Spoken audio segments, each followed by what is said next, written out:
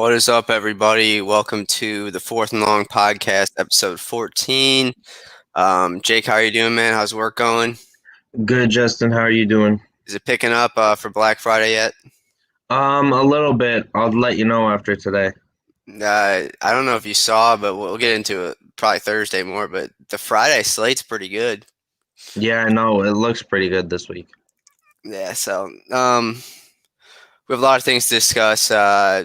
I kind of said it to you in the text. I mean, for as good as a slate as it was, there wasn't much exciting news, really. But we're gonna do today's in sports trivia, and then today in sports history, and then we'll get right into two truths and two lies, and then we're gonna do some go over our picks and things like that. So today in sports history, hold on, let me pull it up. I know it is Oscar Robertson's 82nd birthday.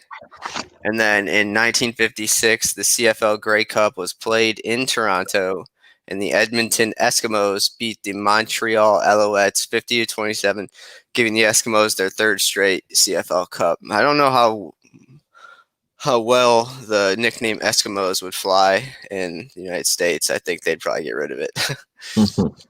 But after that, so we're going to go right into some news and notes.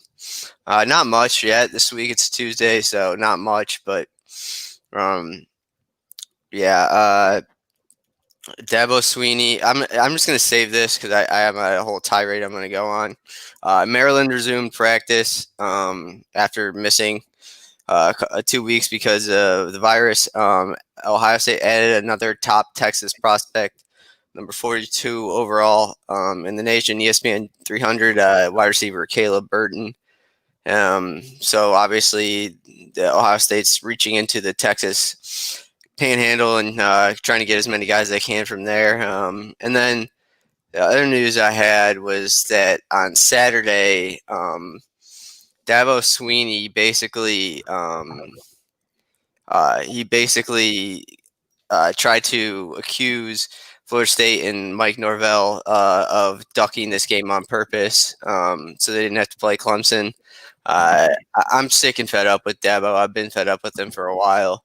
He has this holier than God thing to him, and you can't tell me that those Clemson players are getting paid because they are. And then Mike Norvell, I mean, especially for him to say they're ducking the game because of a virus. I mean, it was a little iffy how it happened. I guess the guy got a virus. The Clemson player got tested positive like Friday night, and they just told him about it, and neither one of the schools' medical teams could basically decide to play. And so Dabo came out and said they were ducking Clemson, which is good for Florida State because they're going to get killed when they play again. But yeah, I'm just really fed up with Dabo. I mean, he goes on this he preaches and he does this holier than holy thing, and he's just coaching a bunch of 18 and 19-year-old athletes. So I won't really get into it, but I'm just kind of sick of him, and I cherish the day in 3 or 4 years when the death penalty comes down on Clemson and probably Alabama and Ohio State and any other good team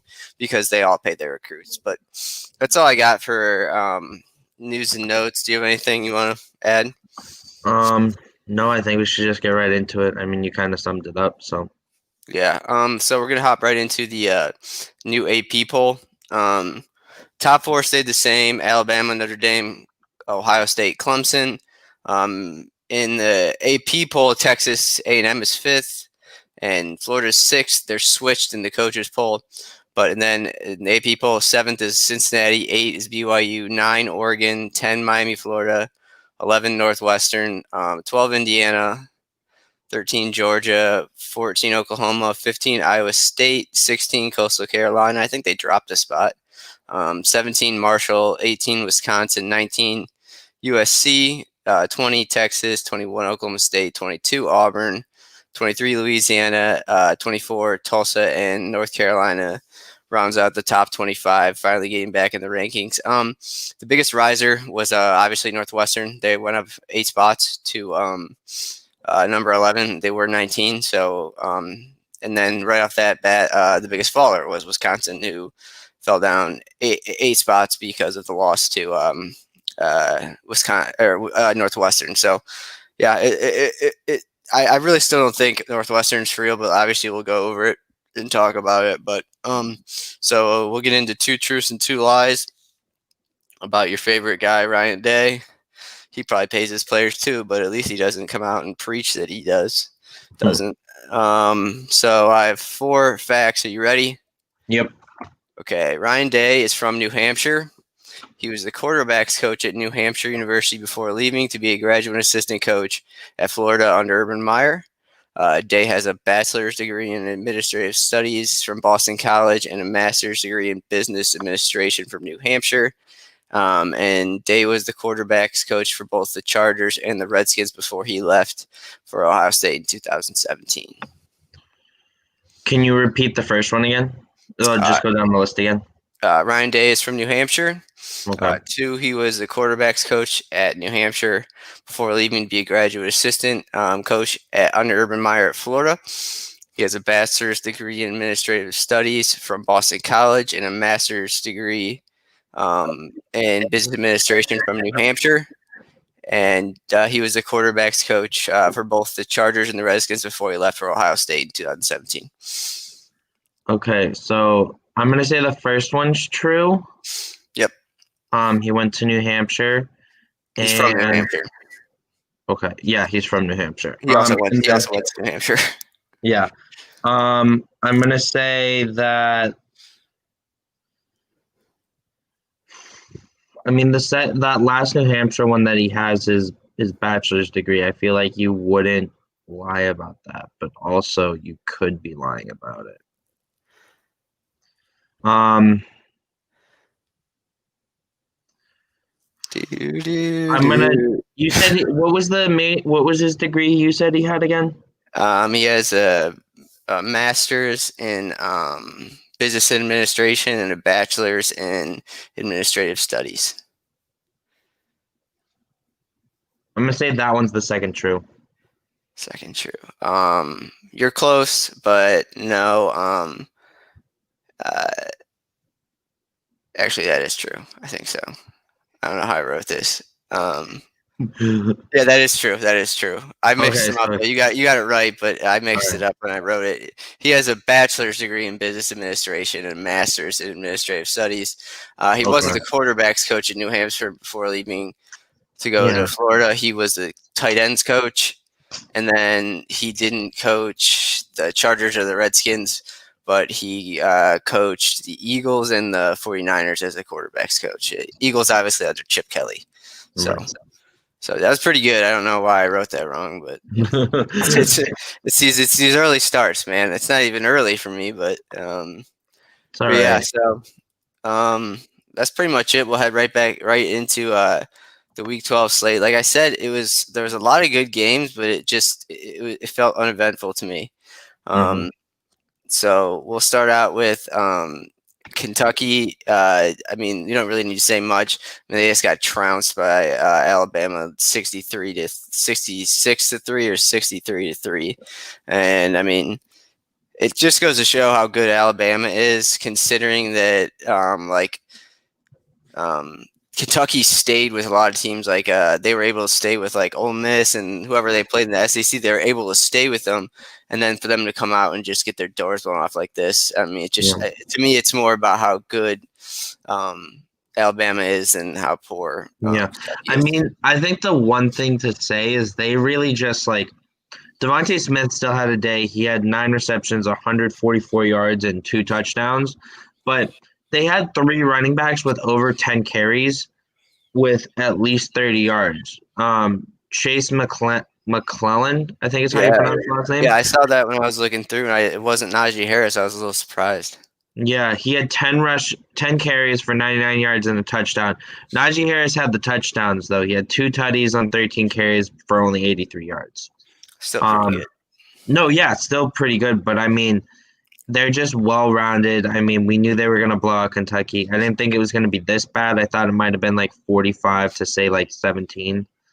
But Yeah, it's safe to say I don't know what the line was on this game, but I'm pretty sure it's safe to say Alabama covered it. Considering the only way they wouldn't have covered it would have been if they were if it favored was by this, 61.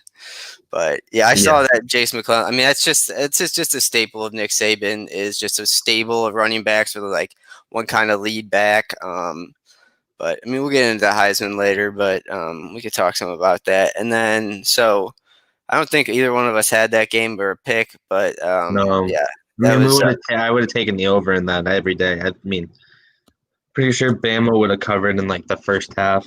yeah. I'm gonna let you know we didn't do too well on our overs this week, so Yeah, no. I did well. Yeah, we did well on one of our overs. I didn't do well on the other one, but um, yeah. So we're gonna head into Indiana and Ohio State. I mean, I fell asleep. Ohio State was up 35-7, and Indiana came roaring back. But I mean, the biggest thing I'm going to take out of this is I think Indiana's for real. I think they could beat some good teams. I mean, Ohio State's defense is not your dad's or your brother's Ohio State defense. They're not very good.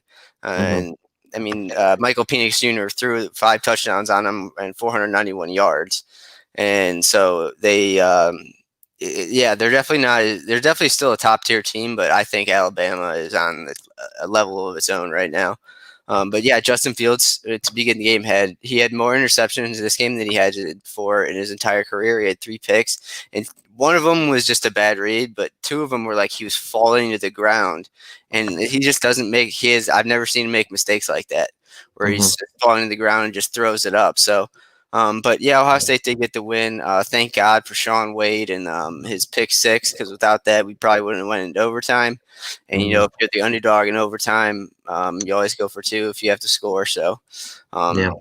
but yeah, I I, was very surprised. I mean, the Master Teague went over 100 yards rushing, but mhm. they're not integrating Trey Sermon as well, and their defensive line gets pressure, but it's not as lethal as it has been in the past. Yeah. I have to say another good thing that came out of this game is they still had 2 wide receivers go over 100 yards. Chris Olave, Olave, is it? Olave. Olave and Garrett Wilson both had, Garrett Wilson almost eclipsed 170. I think he was like a yard or two short. He had 2 touchdowns, and Chris Olave had just over 100 yards. I mean, that's pretty impressive to have 2 wide receivers in back-to-back weeks go over 100 yards. But again, you're right. Justin Fields had kind of an uncharacteristic day, throwing 3 interceptions. I But mean, I just think it was the pressure that was getting to him, and him just kind of, as you said, he was falling back 2 of those times, and I think it was just kind of trying to get rid of the ball, and it just didn't make it where he wanted it to go. yeah, and it was just weird seeing that. But I mean, I've said all along, even back to when Alabama had Waddle was still playing. I thought that Ohio State was at least the second best receiving core in the country, probably behind Alabama when they had Jalen Waddle. But now I think they have. I mean, I wouldn't say maybe the whole receiving core, even though that's up there, but the top 2 receivers. I mean, both those guys could be Biletnikoff semifinalists, but like we've said, it takes away. They're going to take away votes from each other. So Yeah. unless you got anything else on that one, that's pretty much it. Like I said, I lost not a lot, but I mean, they missed the Maryland game, and I mean, maybe they were rusty. I don't know, but it was just uncharacteristic of a Ryan Day coach team and Justin Fields. So, and then so we're gonna head back down to the SEC. Number 6, Florida beat Vanderbilt in Nashville 38-17. There was a while there in the beginning that Florida I didn't think they were going to win. I thought they might get upset by Vanderbilt. I mean, I think at one point it was like 14-13 or 14-14. Yeah. And I know that, I mean, Florida has the dogs and the athletes to get the win, Mhm. but I was just a little surprised that it took them that long to get away from Vanderbilt, who's terrible. So, nothing on Yeah. that one. No, I mean, it was just all around kind of an off day. I mean, they only had 1 receiver go over 100 yards. They had a second one kind of glimpse it, but they didn't also establish the running game. They had They had three rushers over 6 carries that combined almost just barely got over 100 yards. They couldn't establish the run game. It was just like they couldn't really get anything going on offense, and it was kind of disappointing to see. They had three receivers, one with two touchdown catches.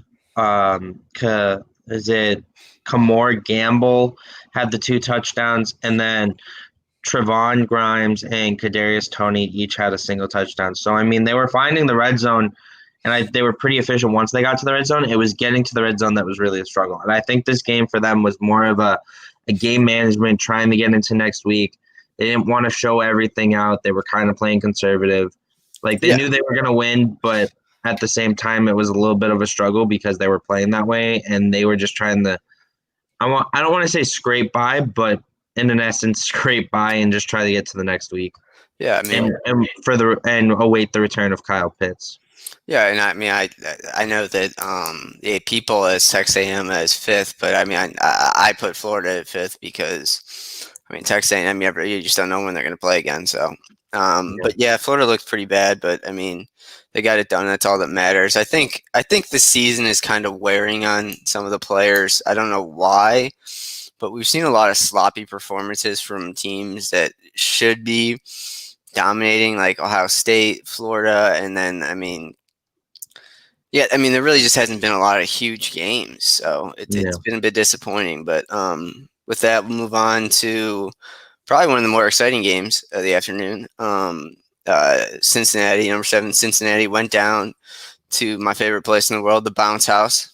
Even though I hate UCF, I love that name. They head down to the Bounce House, and this was not only a sloppy game for Cincinnati, but it was a huge bad beat because they were on the goal line, basically ready to go in. So they I know, bro.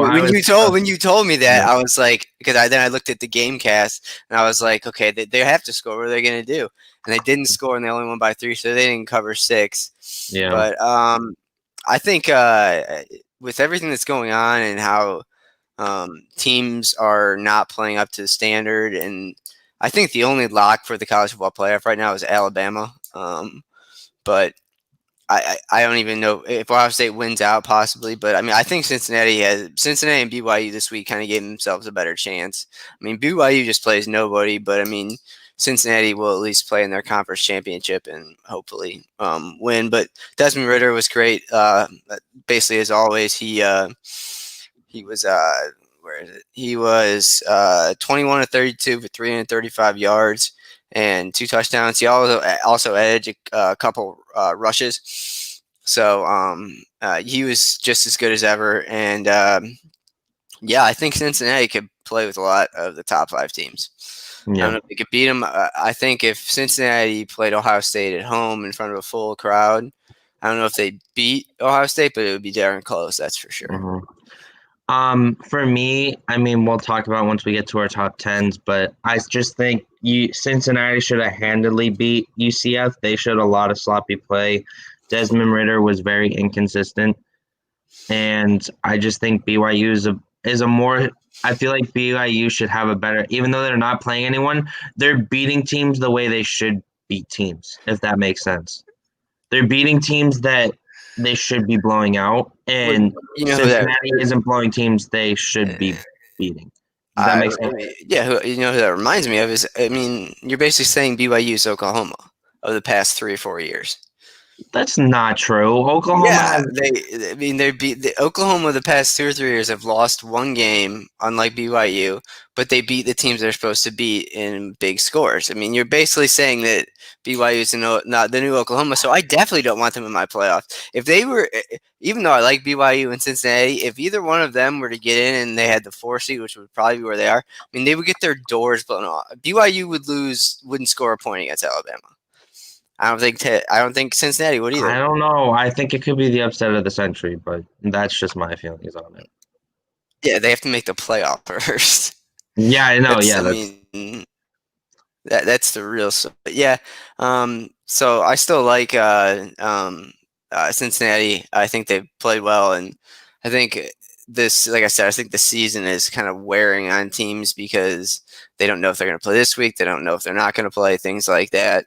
And yeah, and then I saw someone on Twitter. It wasn't someone verified, but if it does end up happening, you heard it here first. The Nebraska is really looking into Luke Fickell as their next head, or Matt Campbell as their next head coach. The coach at Iowa State who has spurned the Browns like 3 years in a row. He wants to go to Nebraska and coach. So that just shows you how bad the Browns are. But it's a good fit for him. I mean, he controls recruiting in that Midwest where they're not always the best. But I mean, Iowa State. I mean, he gets the best out of those guys all the time. And if you hear people like players that get drafted at Iowa State, they say it's the one college that is like run like especially like an NFL franchise where like everything's like professional and things like that. So I did see that. I don't know if it'll happen. I have a hard time believing that Campbell will leave Iowa State to go to Nebraska. I mean, Nebraska, you just have to start over rebuilding there. But you never know. You can go ahead and talk about your little weenie Cougars if you want. I mean, over. No, I mean, yeah, you can't tout it when I mean North Alabama was like 0-5. Yeah. I mean, but they're beating. They got their points kind of in the third quarter at a half. Or they got one touchdown in the second quarter, one touchdown in kind of garbage time. But I just, I'm not going to beat a dead horse. I think BYU is actually legit. I mean, I think if they went up to Alabama, I think they'd be a better they could put up a better fight offensively than say most teams out there right now. Other than like if they went up against Notre Dame, I think Notre Dame would get their doors blown off, and it would be like the Florida State versus Oregon game all those years ago. You think if BYU went to Notre Dame, they would beat Notre Dame? Yeah, absolutely. That's crazy. No doubt about it. It's really. Do we not remember the Louisville game? I mean, they beat Clemson, but they barely beat Clemson because they had a backup quarterback. I want everyone to. I wish I had a hot take button. That is one of the biggest hot takes we've ever had on this show.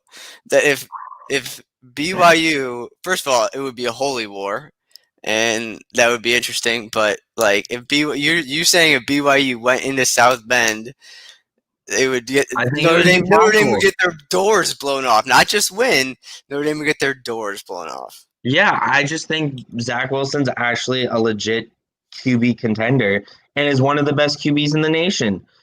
He went 10 of 16 for 212 yards and 4 touchdowns. And mind you, their running back, Aguilar, I'm sorry if I'm mispronouncing. Algier, yeah. 141 yards rushing and 2 touchdowns. I mean, that's crazy stat numbers. That is crazy for a running back. I'm not over you saying that they could beat Notre Dame in South Bend. They would. You can stick to that because North Alabama is 0-4 and 0-3 away. I mean, that was like playing like a high school team. What? That's like Alabama facing Kentucky. Is that what you're saying? No, it's like BYU facing a high school team. In North Alabama, it's a high school team. All right. Well, we can move on. If you want to keep with that take, fine. I'm going to keep it with that take because I think it would be a great game, and I think they would still blow the doors off Notre Dame. I think Zach Wilson's let's put it this way. If you put BYU into the spot Clemson was at when Clemson went into Notre Dame, I feel like BYU would have blown the doors off and taken advantage of how poorly that defense was playing in the first half. Okay, we'll move on. Just keep your dreams of BYU in the playoffs. Just keep them circling until the end of the year when I can bring the hammer down on you when they don't make the playoffs. And then if Clemson loses the ACC championship game, you never know. I see. We can get into that right now. I guess I think BYU and Cincinnati have a better chance to make the playoff if Notre Dame beats Clemson again. Because I think Yeah. if Clemson beats Notre Dame in the ACC championship, I think they're both going to the playoffs.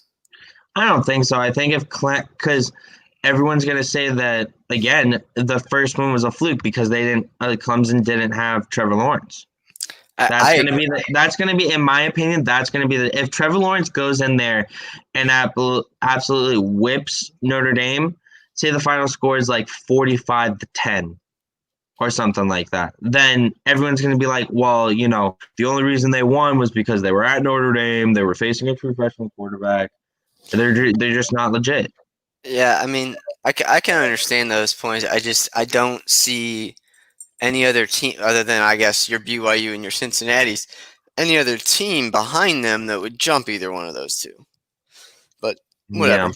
We'll go into my country, Big Ten country again, in probably the most boring upset of all time. Northwestern hosted Wisconsin, and God, did Wisconsin look bad. They Graham really Mertz, did. Graham Mertz was so good for the first 2 weeks, and he was just bad. Um, I know he threw a couple interceptions, and the weirdest thing about Northwestern is like they don't gain more than 100, 300 yards of total offense a game. And they're outgained almost every game, and they just force turnovers. I mean, they forced 5 turnovers from Wisconsin, so they won. But, I mean, I don't think that's good for the Big Ten. I don't think anybody wants to see an Ohio State Northwestern game. But, No, I think yeah, Ohio. I think how good Northwestern's been this year. I don't think their defense could hold up against the top tier offense, especially when Justin Fields is having a good day. Because yeah, Justin Fields this past week had an off day and still was pretty good. yeah. I mean, except for the 3 picks. But, yeah, I mean, No, he that's was what I'm pretty saying. He had good. an off day with the 3 picks, but he was besides those 3 picks that 2 of them weren't necessarily his fault. I Yeah. mean, he was still pretty dang good. So Yeah, I just don't think it's anyone wants to see. I mean, Pat Fitzgerald has always been building over there, trying to get a winner. So I guess I'm happy for Northwestern, but I mean, this is just the look the Big Ten has this year is not a good look for future years going forward. I mean, you have the traditional powers. Ohio State's still good, um, and then the other traditional powers, Wisconsin, missed a lot of games, but still probably not as good as they used to be. And Penn State is 0-5, and then Michigan took 3 overtimes to beat Rutgers this weekend. So it's just not a good look for the conference as a whole. I think Ohio State is. I think it's like obviously it's not loved by itself, and then there's like Indiana, Northwestern, and then there's the rest. But yeah, so good for Northwestern. I mean, they like I said, they forced 5 turnovers. In Wisconsin really couldn't get the ball going on the ground, but neither could Northwestern. Northwestern only had 24 rushing yards. So yeah. it was a weird game, and I definitely missed that over. Even though it was 7-7 at the end of the first quarter, I thought it was looking good. I was not. But we'll go I back. think that we should get to the biggest news of the week. I mean, let's give a round of applause to JT Daniels here. It's in there. Let's all put our middle fingers up for Kirby Smart is what we should do. Yeah. I mean, just prove that he has made the wrong decision. I mean, he wasn't the most accurate. He did miss 10 passes, went 28-38, but he threw for 401 yards and 4 touchdowns. I don't understand. I don't understand the whole thing, and I'm sure in the offseason stories will come out about it. I don't understand how you can keep your job after you lose. I don't. I really do. I mean, he had I 100% agree. Yeah. He had 3 wide receivers over 50 yards. Jermaine Burton had a hell of a day. 8 receptions. I think it was 3 yards short of 200 yards and 2 touchdowns. And George Pickens had 8 receptions for 87 yards and a touchdown. I mean, this kid just showed that he should have been starting since probably week 2, maybe week 3 even. I think we're going to have to, in the offseason, do a full-on journalistic review of what happened at Georgia this year. Like maybe we'll uncover like a Manti Te'o fake girlfriend kind of story going on there. But we really should spend like a small segment of one of our podcasts on just what the hell happened at Oregon this year. Because with JT Daniels, I'm not positive they beat Florida, but they have an exponentially better chance of beating Florida if they have JT Daniels. Yeah. But yeah, it just I and Kirby Smart didn't start Jake Daniels. He also didn't play Justin Fields when he was a freshman because he wanted to play Jake Fromm. Jake Fromm came in and was okay in the beginning, but struggled late. And you might as well have gone to the freshman. But he has now lost basically a season this year because he couldn't play the right quarterback. And then he lost probably a top 2 pick in the NFL draft this year and next year because he refused to play him. So I completely agree. I don't. Gabby, who I think still works for us, I would love to get her take on it because she went to Georgia. I mean, I when he got put in, I just don't know how. I'm just confused. I don't know how that he thought Stetson Bennett and Dewan Mathis were better options. I mean, the only thing that maybe I'll give him a little slack for if this happens, if he comes out that he was still pretty injured, then okay, whatever. You don't want to injure him for next year, but anything other than that, man, you gotta. No, yeah, anything short of him like having a hernia or having like his foot broken, I don't see how you can defend not playing him at this point. Maybe this is a long con. Maybe um, uh, Kirby Smart didn't want to play JT Daniels, so we started a rumor that he had COVID, and just think about my investigative reporting I'm going to do about this Yeah. over the off season. But yeah, that was, I mean, yeah. And then a couple of the other games, if I'll just read them off, we can get to them if you want to. Your boys from Oregon took care of UCLA. They did not cover. They only won by 3 at Autzen Stadium over UCLA. I don't know how Chip Kelly's still at UCLA either. That's crazy. Mississippi State, obviously the game we just talked about. I mean, JT Daniels definitely looked good, and their defense looked good, but they should be beating Mississippi State by a bigger margin than Yeah. 7 But points. again, I give it lenience to the point that this was JT Daniels' first game. I mean, he still went Yeah, off, but their defense kind of struggled in the second. Like they struggled like at points throughout the game. Like they just couldn't hold anyone out of getting into the red zone. I mean, they put up a good fight once in the end zone. I don't know if you watched it. I think they went to third down every single time they went to the red zone, like to get to like first and goal and stuff. yeah. I mean, that's still pretty impressive for your defense to stay stout, but at the same time, you're not getting that final push to keep them out, I holding feel the you. field goals and whatnot. But I think the biggest disappointment of the weekend was definitely the Oklahoma State game. Yeah, I was I just about to mean, say you don't even have to cover it because it was the least exciting Bedlam game I can remember in 5 or 6 years. yeah, I mean, we thought this was going to be a lot more competitive game. I mean, Oklahoma State has been pretty good all year, and their defense just was non-existent in this game. Yeah, I mean I they don't weren't even think existent. I don't even think Spencer Rattler was even that. I mean, he went 17 to 24 for 301 yards with 4 touchdowns, and then Ramondre Stevenson had 141 rushing yards. But that was Yeah, pretty much it. They didn't have a single receiver over 70 yards. yeah. I mean we've said it all year kind of about Oklahoma State, and it's kind of the epitome of what Chuba Hubbard is. It's like I mean they just win games by grinding you out, and they make you They hate couldn't them. do this year. Yeah, and I mean I mean Chuba Hubbard's draft stock. I don't know if he was eligible last year. His draft stock has fallen. A Um, lot. yeah, and because I mean he's going through another full season where he's getting probably 22, 23 plus carries a game. I He's mean only averaging 50 yards per game. yeah. So I mean I think Tylen Walls will still go high, but yeah, I don't really know. I mean Mike Gundy always talks a big game, but they always end up losing this. They've lost now 6 in a row in this Bedlam series, and it's not really been Bedlam. It's been A Oklahoma. blowout. Yeah, it's been Oklahoma dominating them. But yeah, I agree. I mean, from the opening kickoff, you kind of knew Oklahoma was going to win, but you also knew your bet was going to lose. So just so you know. Yeah, I mean, I was hoping it would be a lot closer game, but I don't think either one of us could have predicted it to be No, that a no, blowout this year. and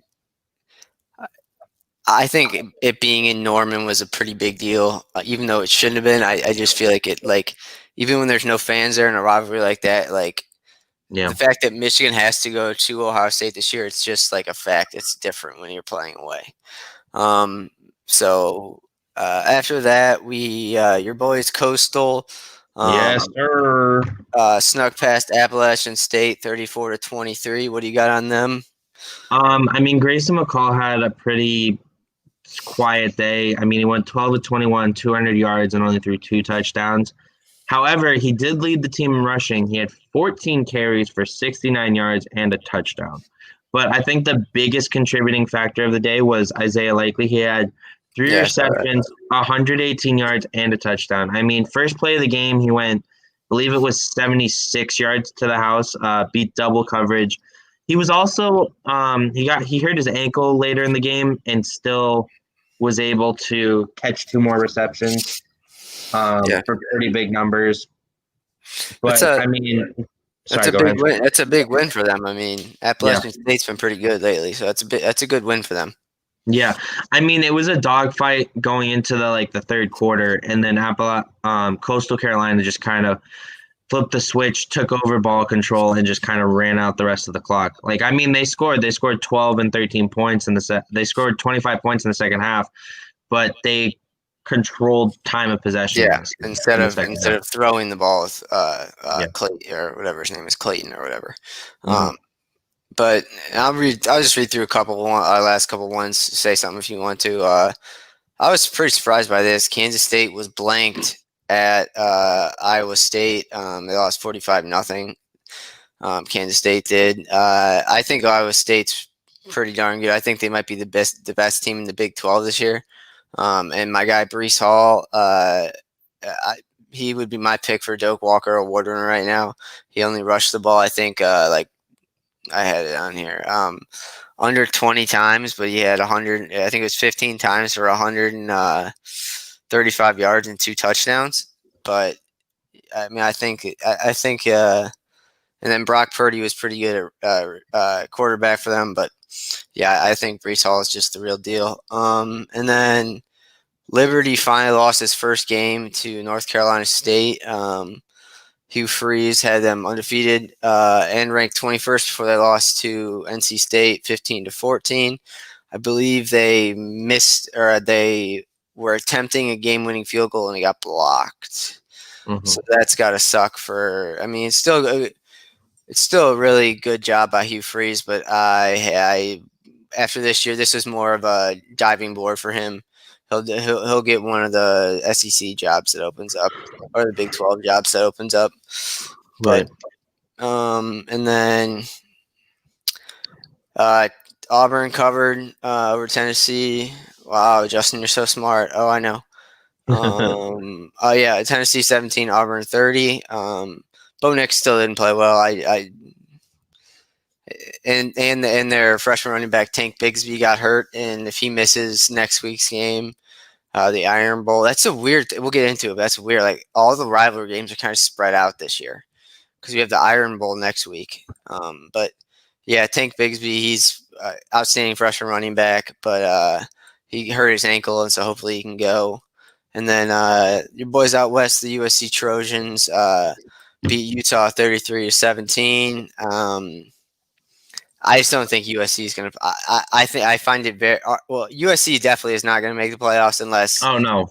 a nuclear weapon strike hits somewhere. But I'm still hard pressed to see Oregon making it. But I think there's a way Oregon can make the playoff, but not USC. USC is 20th, and they're too far away already. I feel that. Yeah. So, but that's going to do it for our picks in the little go over the slate. For our picks record, I am 11-6. The Florida State Clemson was a null for me, and you are 9-6. Our locks were both 10-5, And all right, let's get right into it with our top tens. Then we will hit up Heismanology and players of the week, and then Mhm. trivia. So go Yep. ahead and throw me your top 10. My top 10, I have a similar top four to you. I have Alabama, Notre Dame, Ohio State, Clemson. At number 5, I have Florida. At number 6, I have BYU. At number 7, I have Texas A&M. At number 8, I have Cincinnati. And then to round out my top 10, I have Oregon and Northwestern at 9 and 10. I think that's somewhat close to mine. My Yeah, I top. think I believe I just flipped Texas A&M and BYU. So In my opinion, I just think Texas A&M, them not knowing if they're going to play each week is really hurting them. You know, whether it's going to be a COVID case or their team they're facing is going to have a COVID case. It's just yeah, but you're putting BYU way too high. oh, over My top Cincinnati. my top four: Alabama, Notre Dame, Ohio State, Clemson. Fifth, Florida. Six, Texas A&M. Seven, Cincinnati. Eight, BYU. Nine, Oregon, and 10, Northwestern. I mean, it's hard for me to see a way that BYU gets in, I mean, especially I think BYU especially and Florida are the is first two BYU teams is out there. BYU played a ranked team this year? Yeah, they played one early on in the season. Who? I'm looking it up. I don't think they have. I think they played Boise State when they were ranked, and Boise State fell out of the rankings. That's what I think. Boise State was the one that was ranked. Yeah, dude. Hold on. I'm looking. So they beat. Yeah, I think Boise State was ranked at the time. Yeah. So I don't know if Navy ranked going into the season. I don't think so. No, they no, weren't. no. Army was ranked early on in the season, but no. Yeah. Yeah, so the fact that you think they have a chance to make the playoff over maybe a one-loss Texas A&M or an undefeated Cincinnati is, I mean, hey man, be a fan. That's great. Ride your wave. They're not going to the playoffs. No, I mean, but I'm like hopeful I think they're going to be a first two team out though. In my opinion, I think they have a chance to be like right outside of Florida as like a 6th seed. I don't think they'll finish that high, but I respect your Right. opinion. Well, I just want to know, why don't you think they're going to finish that high? Like, why don't, like, they're already almost there. You think that Texas A&M is really going to finish over them? I mean, Yeah, I have full confidence that the college football playoff committee would take a one-loss SEC team over an undefeated independent team that has played one ranked team. they're Yes, averaging 47.5 points per game, and they've scored over. they're playing junior college teams. Oh, okay. First off, I can see that you saying that about like half their opponents. They still played Houston and wiped them. They still played Texas State, who's bounced back since facing BYU. They beat Boise State, who was ranked at the time in the top 10. And they No, beat they Navy. weren't. Boise State Boise wasn't State in the was top. ranked in. No, they were like 21st. I remember that game. They were in the 20s. Like, believe me, I think BYU is a top 10 team. Don't get me wrong. But I just don't see a possible way. I mean, they would have to jump, as it is right now, they would have to jump Florida, Texas A&M. I don't think they're going to jump Florida, but again, I think they're still a top 6 team in the country. I'll let you have your little whatever. Means nothing to me. Um, Heismanology. You can go ahead and start with yours. I think this was a really eye-opening weekend for the Heisman, and I'll kind of get into it here in a sec. But if you want to do yours first, go ahead. No, I'll let you do yours first since I went first in the top Okay, 10. that's cool. My Heisman, at number one, I have Mac Jones. Two, Kyle Trask. Three, Zach Wilson. Four, Justin Fields, and five, Trevor Lawrence. I really think Justin Fields almost played his way out of the Heisman, unless he has like a really great 3 games, and the Big Ten championship. He just Mhm. won't have enough film really to break down if he's a Heisman candidate. Trevor Lawrence is. I mean, I would say I'm 95% confident that he won't win the Heisman because they missed too many games. I mean, when was the last time Trevor Lawrence played? 3 weeks ago? Almost a month ago. Nah, it's Yeah, gonna be it's gonna become it's gonna be the same situation like it was when we had Cincinnati. Remember they came off those 21 days without playing. yeah. So they No, I mean, again, I still we'll think talk about it. Clemson. I still think Clemson is going to be good. I No, just yeah, think.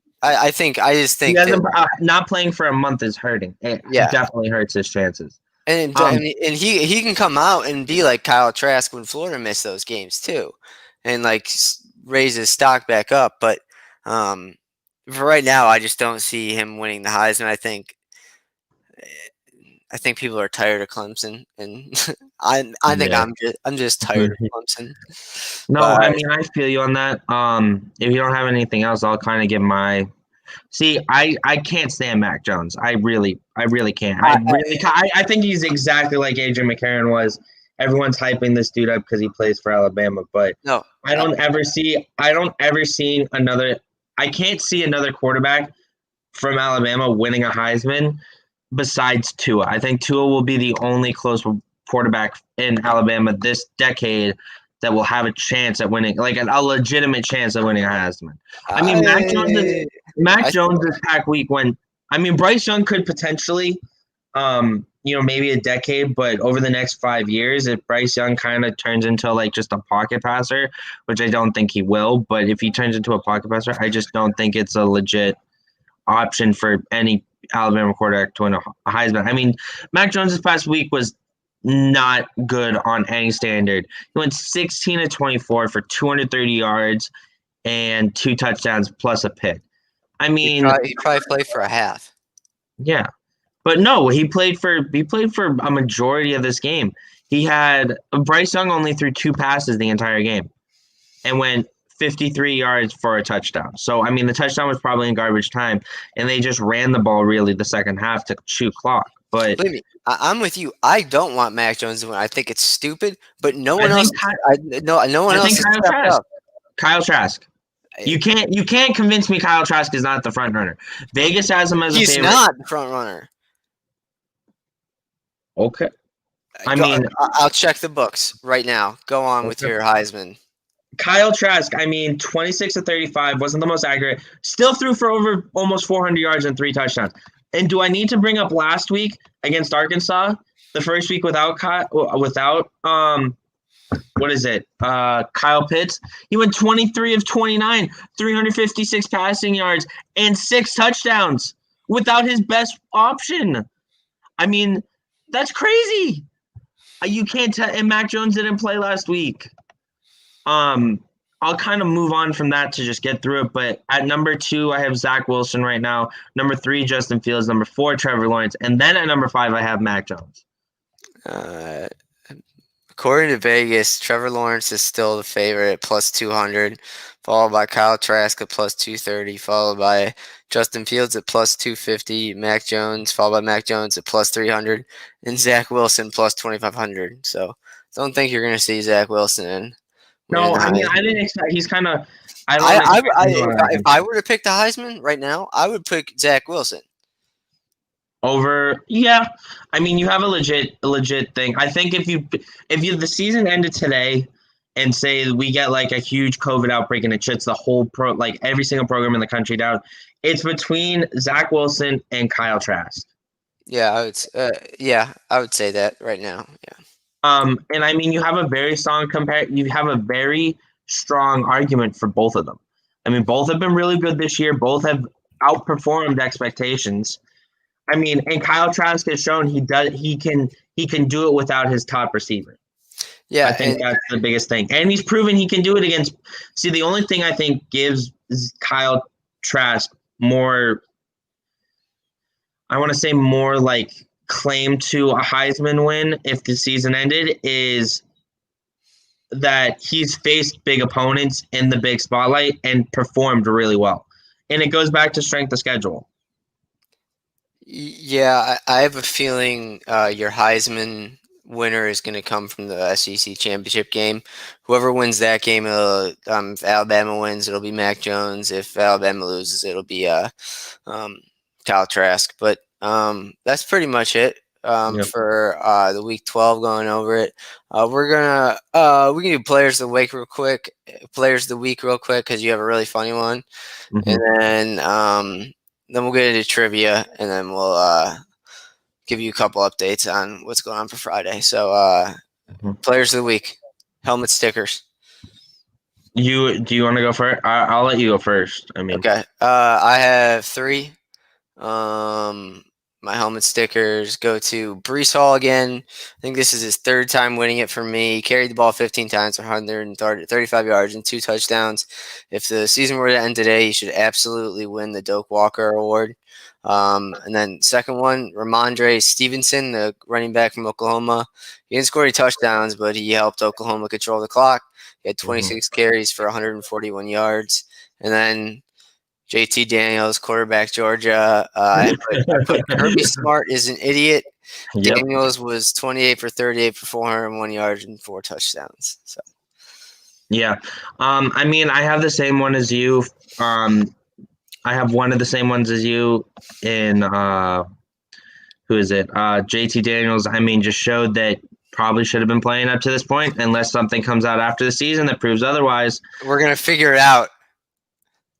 Yeah, I know we are gonna figure it out. I also have Bryce Hall. I mean, the dude was just an absolute animal. If you could name his name right, it's Brees. Brees Hall. I'm Don't sorry. don't don't don't don't put hate on my boy Brees Hall's name, okay? He's Well, the dope maybe if walker. you actually give me it, and maybe if you actually give me some credit and not slam me for my BYU ranking, then I'll pronounce it right. Um, I know your BYU ranking right now. I'm not slamming it right now. I'm just saying the dreams that you have that you think BYU would jump 3 teams to get to the playoffs, including an undefeated Cincinnati team, one loss SEC or a 2-loss SEC team and a 1-loss SEC team is like you're dreaming about Christmas because it's not happening. There's some like winter wonder bells going off in your head. All all right, so right. you have Well, Brees Hall as well. my last helmet sticker goes to Tyler Algier. I mean, dude is an animal along with Brees Hall. I mean, 13 rushes, 141 yards, and 2 touchdowns really helped, you know, split the field for Zach Wilson and was opening it up for him. So, I mean, just overall, it was a really interesting week for stat lines. So, Yeah.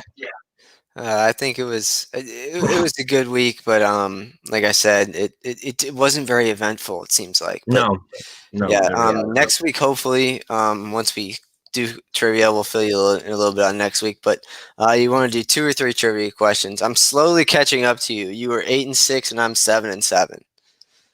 It's up to you. What do you want to do?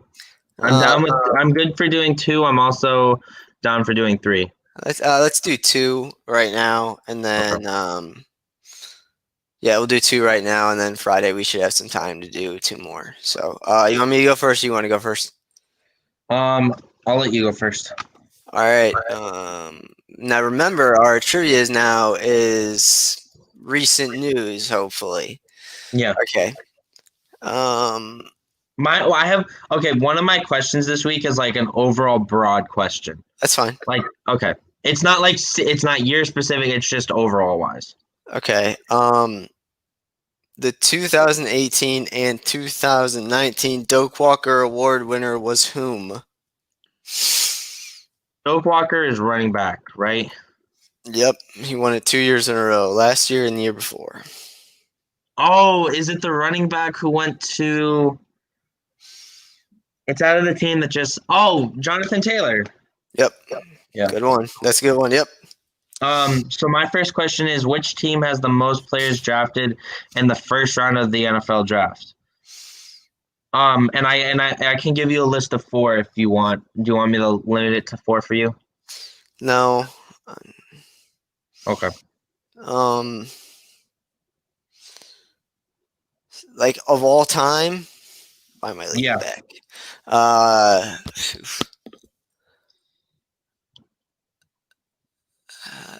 I'll say Alabama, but I don't know.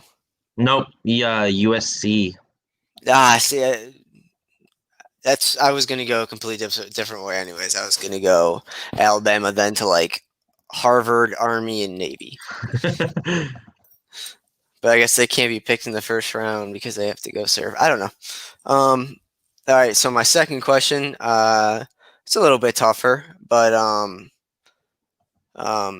you should get it. An SEC player is one of the last three Thorpe Award winners. Best defensive back. Name two of the three and which school they went to. You said, sorry, you were like really jumbled up. Can you repeat the question? Okay, an SEC player has won the last three Thorpe Awards. The Thorpe Award is given to the best defensive back in college football. Name two of the three and which school they went to. They're all Two of SEC the players. three. Can I name? I mean, I know all three. I mean, this wasn't a really hard question. The last three? Yeah, I can name the last three. Okay, go ahead. The starting safety for the Pittsburgh Steelers, Minka Fitzpatrick, who went to Bama. Yes. DeAndre Baker, who went to Georgia. Uh-huh. And wasn't it? Oh, I forget his first name, but his last name is Dilpit from LSU. Yeah, help it. Who does he Yeah. play for? Who does he play for now? Oh, you putting me on the spot with that. I think No, he he was. plays for the Browns, dude. Yeah. Plays for the Browns, except he tore his Achilles or something. That was Oh. good. Wow, I did not expect you to get that one. I have one more, so I'll get Okay. that one on Friday. All right. Oh, my last one is Vanderbilt has a winning record against only one SEC team. Who is the team? And I can narrow this down for you because there's a lot of SEC teams. Oh, see, why was I thinking ACC? SEC. Big, bold letters SEC. Vanderbilt's been. It's not Missouri. They haven't been in very long. It's not Texas A&M. They haven't been in long enough.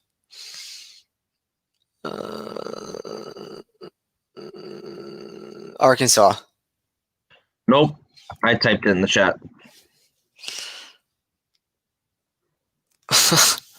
Hey, you can slander them all you want. I got the picks right. Oh yeah, we didn't go over our locks real quick, so we'll go over our locks real quick. Like I said, we're both 10-5, so we're 20-10 on the year, which is actually still pretty darn good. I'm 11-6 in picks. You're 9-6. We must have got messed up somewhere. You are now 10-6 in trivia, and I am 7-9. Okay. Mm-hmm. So my week 12 locks was Wisconsin Northwestern over 44, did not hit. Auburn minus 10.5, they covered. Oklahoma State, Oklahoma over 59.5, did not hit. Mississippi State, Georgia over 44.5, did hit. And Cincinnati, how about you freaking score when you're on the goal line, idiot? I know. Cincinnati minus 6 did not hit. You also had that one, and you also had the Missouri, Mississippi State, Georgia over. So you got that one. You got Coastal Carolina minus 5.5, and then you didn't get Oklahoma State plus 7 or Oregon minus 13.5. So like I said, everything's updated. Except for the trivia, I'll update that now. And then I guess we can talk about it. You work on Friday? Yeah. So what time do you want to think go at? Same time? Yeah, we could probably go same time. Or if we can talk about it after we finish, but I think we might probably just go same time as today on Friday. All right, cool. So yeah, make sure you follow us on Twitter. I gotta take this off. There you go. Those are our Twitters, and then the Fourth and Long Pod is at the number 4th and Long Pod for updates on when we're going to be going on and going live. And obviously, with the COVID going around, we wish everyone safe and happy get wells and a safe and happy holiday season. And Jake, you got anything else, man? Nope. Just stay safe, everyone. Yep. And we will talk before Thanksgiving. So. All right. No, we won't. We won't talk before Thanksgiving. So happy Thanksgiving. Happy Thanksgiving, everyone.